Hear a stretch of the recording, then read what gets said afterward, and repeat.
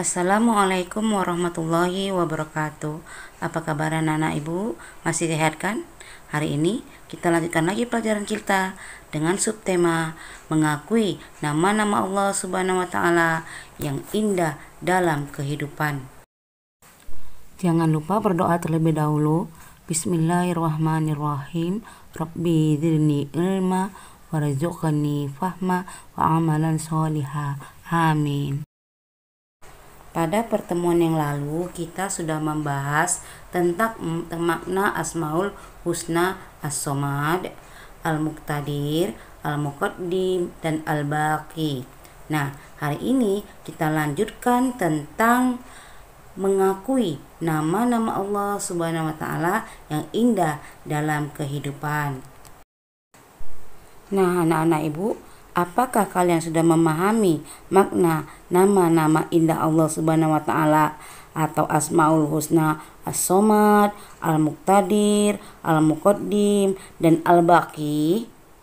Jika sudah memahaminya, marilah kita tunjukkan perilaku baik yang diajarkan Allah Subhanahu wa taala melalui sifat-sifatnya dalam kehidupan sehari-hari.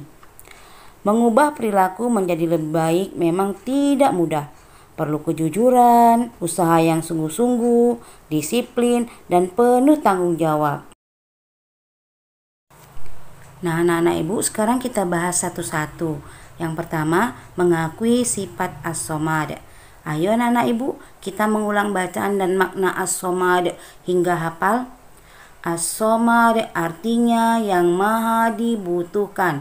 As-Somad artinya yang maha dibutuhkan. As-Somad artinya yang maha dibutuhkan.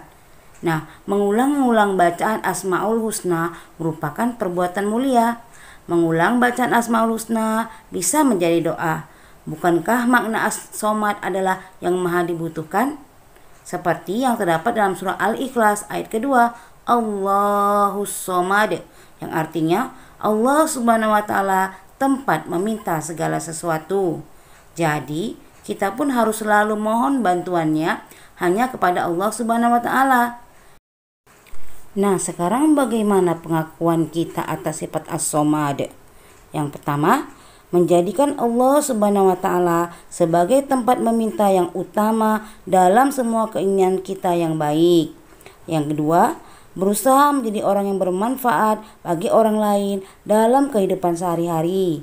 Yang ketiga, berusaha membantu teman di sekolah ataupun di rumah dengan tenaga, pikiran, dan tutur kata yang santun. Yang kedua, mengakui sifat Al-Muqtadir. Bacalah berulang-ulang lafaz dan makna Al-Muqtadir hingga kamu hafal. Al-Muqtadir artinya yang maha kuasa. Al-Muqtadir artinya yang maha kuasa. Al-Muqtadir artinya yang maha kuasa. Segala makhluk ciptaan Allah Subhanahu wa taala yang ada di atas dunia ini, hidup, bergerak, atau mati atas kuasa dan ketentuan Allah Subhanahu wa taala. Nah, anak-anak, pernahkah kalian merenungkan tentang bentuk tubuh kita? Kita bernapas dan sangat membutuhkan udara. Andai kata kamu tidak diberi Allah Subhanahu wa taala udara untuk bernapas, tentunya kamu akan sesak napas seperti ikan yang diletakkan di atas tanah dan tidak diberi air.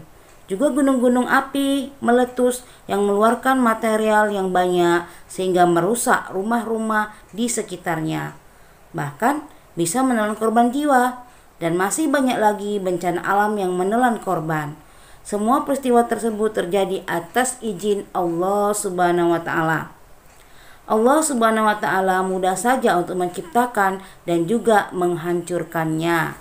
Seperti yang terdapat dalam Quran surah Yasin ayat 82. Bismillahirrahmanirrahim. Innama amruhu idza arada say'a ayyakula lahu kun fayakun. Yang artinya, sesungguhnya urusannya apabila dia menghendaki sesuatu, dia hanya berkata kepadanya, jadilah, maka jadilah sesuatu itu. Lalu bagaimana pengakuan kita terhadap sifat Al-Muqtadir? Yang pertama, menjadikan Allah Subhanahu wa taala sebagai tempat berlindung. Yang kedua, berlomba-lombalah untuk mencari amal kebaikan karena kita tidak tahu kapan bencana datang. Pembahasan yang ketiga mengenai mengakui sifat al-muqaddim. Nah, ayo anak-anak, bacalah berulang-ulang Asmaul Husna al-muqaddim hingga hafal. Al-muqaddim artinya yang maha mendahulukan. Al-muqaddim artinya yang maha mendahulukan. Al-muqaddim artinya yang maha mendahulukan. Dan kamu juga harus memahami maknanya. Allah Subhanahu wa taala harus kita sembah dan lidah kita selalu menyebut namanya. Lalu bagaimana pengakuan kita terhadap sifat al-muqaddim? Yang pertama, dalam berbuat kebaikan, hendaknya kita lebih dulu berbuat.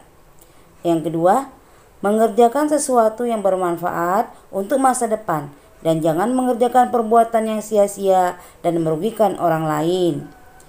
Yang ketiga, jangan menunda-nunda pekerjaan, terutama belajar. Sekarang kita masuk pembahasan yang keempat, yaitu mengakui sifat al-baqi. Nah, ayo anak-anak, bacalah berulang-ulang bacaan Asmaul Husna al-baqi beserta artinya. Al-baqi artinya yang maha kekal. Al-baqi artinya yang maha kekal. Al-baqi artinya yang maha kekal. Setiap ciptaan Allah Subhanahu wa taala akan hancur atau tidak abadi. Hanya Allah Subhanahu wa taala yang kekal abadi.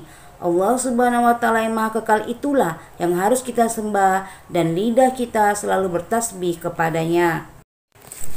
Lalu bagaimana pengakuan kita terhadap sifat al-baqi? Yang pertama, meyakini bahwa masa kanak-kanak tidak kekal. Suatu saat kita pasti akan tua, terus dan mati. Yang kedua, waktu yang ada akan cepat berlalu dengan peredaran bulan dan matahari. Nah, tugas anak-anak ibu hari ini adalah membuat kaligrafi dari Asmaul Husna yang sudah kita pelajari, yaitu As-Somad, Al-Muqtadir, Al-Muqaddim, dan Al-Baqi. Nah, yang ibu kasih contoh ini adalah sebagai dasar kaligrafinya. Kemudian kamu kembangkan sendiri, apakah dengan menambah gambar, dan kemudian kamu berilah warna sebaik mungkin, seindah mungkin. Kamu menggambarnya di kertas HVS, lalu setelah selesai kamu foto dan kirim ke WA pribadi ibu. Selamat bekerja. Nah, pelajaran hari ini Ibu cukupkan sampai di sini. Ibu akhiri, wabillahi taufiq wal hidayah. Wassalamualaikum warahmatullahi wabarakatuh.